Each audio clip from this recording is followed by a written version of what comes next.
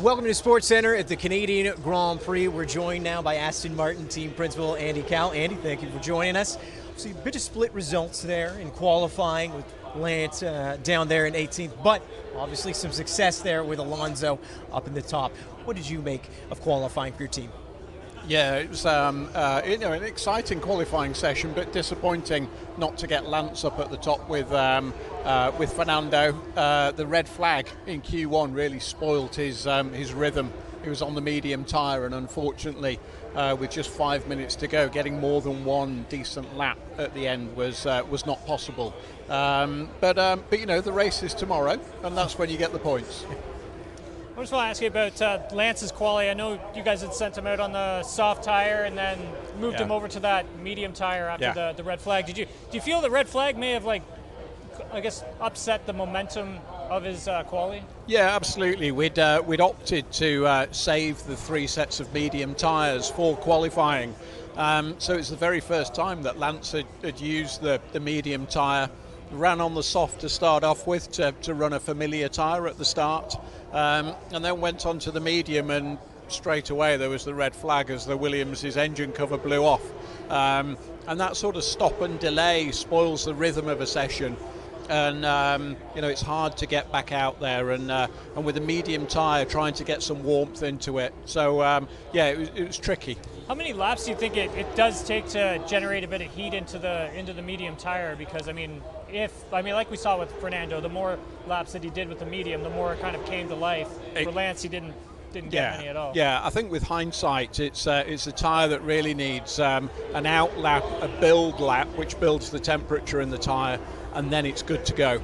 But you learn, don't you, as you run things. I just wanted to ask you about for Fernando. I mean, he seems very motivated this weekend. Not to say he doesn't seem motivated during other weekends, but do you find that he is more one with the car here this weekend?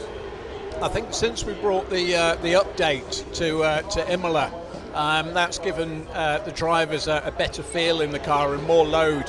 And as we all know, in whatever sport we do, if you're a little bit quicker, then your confidence builds, and then you want to push and fight some more.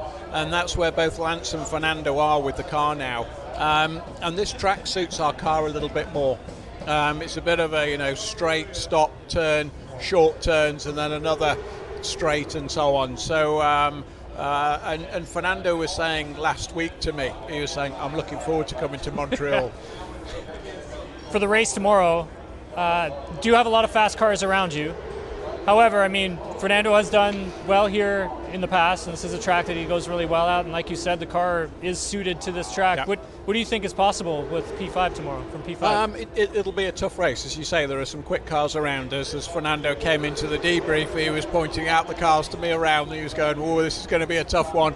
But we looked at him and says, well, come on, let's see what we can do. We've got 2 hard tyres, we've got a reasonable medium left, and we'll work out the best strategy to run the race.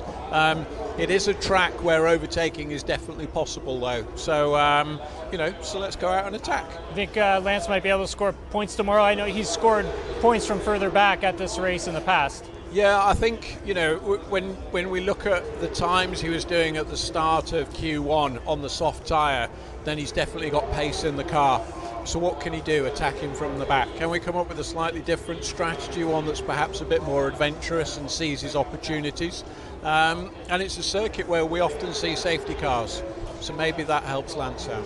Sorry, Z, I hogged most of this conversation. No. I enjoy getting to hear from 2 very, technical men here. It's good to hear. But this race represents the 100th Grand Prix for Aston Martin in their return to Formula One. Obviously, this is your first full season here as team principal at Aston Martin. But at that 100 Grand Prix mark, how are you feeling in that? It's a real honour and privilege to work for Aston Martin, and the whole team are exceptionally proud of that. And what we want to do is to build the team, strengthen the team, so that we're not talking about the occasions when we're in Q3. It's what we expect. Yeah, it's a regular feature, and we fight for podiums, and then wins, and then championships, and then championship after championship. So yes, it's the 100th Grand Prix. we're all exceptionally proud, but we're just busy working away to get better. We got to ask, obviously, it's a bit of a home Grand Prix still for you in here, and obviously a lot of Canadian flavor. Yeah. You got a favorite Canadian spot when you're here in Montreal? I just love the vibe in the city. Yeah, I'm not going to pick out one spot. That would be unfair. But I think I'll just talk about Montreal overall. You know, it's a city that that really welcomes Formula One.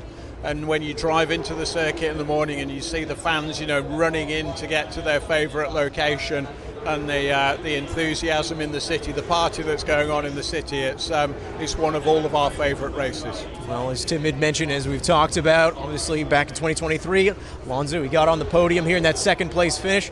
We wish you all the best of luck tomorrow in the race. Perhaps we'll see a repeat. Thank you very much. Cheers.